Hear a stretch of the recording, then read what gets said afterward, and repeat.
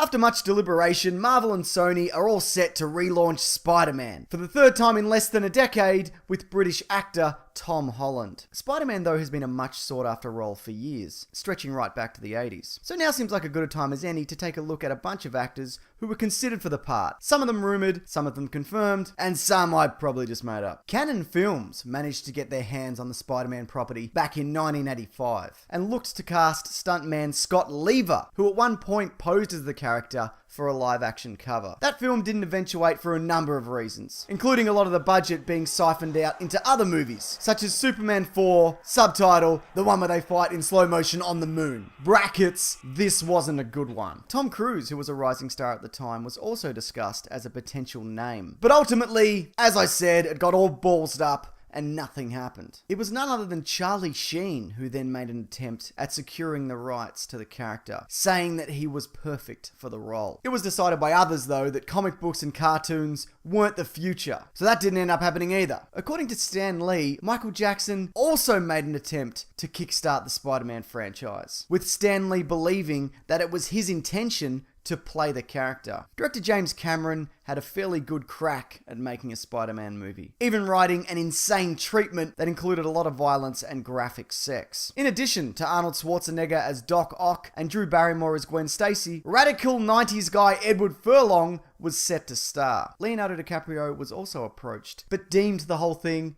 pretty shithouse, and politely declined. Around the time that the Sam Raimi films were ramping up, a number of names were thrown into the ring, including, again, Leonardo DiCaprio, fan favourite Wes Bentley, Scott Speedman, Jude Law for some reason, despite always having looked like a 45-year-old man, Heath Ledger, and Chris, I'm in the worst Street Fighter film, Klein. Isn't it weird that this is the worst Street Fighter film? I mean, after the first attempt, that's incredible. Josh Hartnett reportedly turned down the role, as he was to later also the part of Nolan's Batman. Freddie Prinze Jr. was quoted years later as saying, "Everybody kind of let me know that this was my kind of flick, everyone except the director." Sam Raimi was rumoured to say of Prinze at the time that he wouldn't even be allowed to buy a ticket to see the film. That seems unnecessarily harsh. James Franco also auditioned and ended up in the role of Harry Osborn. Apparently, a rivalry that continues today between Franco and Maguire began on set after Franco told him that he had frog-like features. Yeah, I could see that. Joe Manganiello was also offered $100 by crew to pretend to accidentally punch Tobey Maguire in the face in their fight scene. Well, there was a crew guy who came up to me and said, "Listen,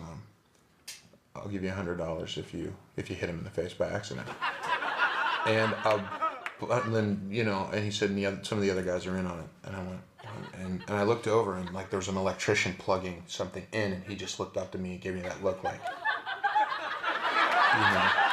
Tobey Frogface Maguire nearly lost the role in between the first and second film after a back injury. Jake Gyllenhaal was told to bloody suit up and get into shape, and even began extensive training. Frogface recovered in time though, and continued on in the franchise until part 3. This story was actually parodied in Entourage after Vinny Chase lost the role of Aquaman in its sequel. I use the word parody loosely because I doubt anybody associated with Entourage would know of that word, let alone how to apply it appropriately. So of course we got that Mark Webb Spider-Man reboot after Raimi's Spider-Man 4 fell through. Rumoured to be considered for Peter Parker were Joseph Gordon-Levitt, Logan Lerman, Robert Pattinson, Taylor Lautner, Jamie Bell, Daniel Radcliffe, Michael Angarano, Michael Cera, Alden Ehrenreich, Zac Efron, Aaron Taylor-Johnson, Xavier Samuel, Jim Sturgis, Liam Aiken, and Anton Yelchin. Josh Hutcherson had a shot with his audition tape being released online a few years back, showing him beating up all manner of 30-year-old school kids. Donald Glover's name also kept popping up, but it never seemed like he was seriously considered. After the Amazing series was cancelled to the surprise of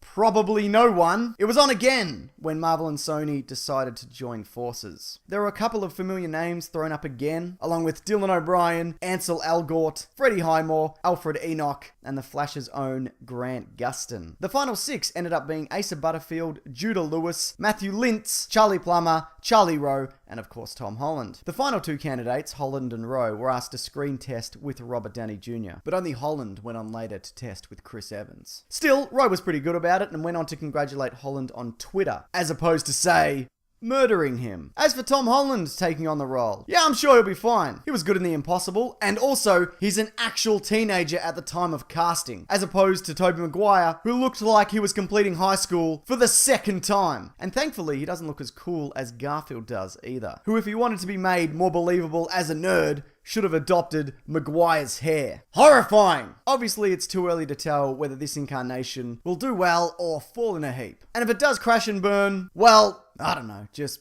make a new series or whatever. I don't give a shit. Thanks everyone. Now if you liked this, maybe you'll like this video on Easter eggs pointing out characters that we haven't yet seen in the Marvel Cinematic Universe, including Spider-Man. Or maybe even this video on 20 actors who are nearly Captain America. Also I have a podcast called The Weekly Planet that covers movies and comics and TV shows. I give it 2 thumbs up, and I should know because I'm in it. What do you think of Tom Holland as Spider-Man? And let's say the role wasn't his. Who would you have wanted to see take it on? Stan Lee actually said once in the 80s that he thought John Cusack would have been perfect for the part. So there you go. Whatever your thoughts are, if you do have any, please feel free to leave them below. Alright, thanks everyone. Take care.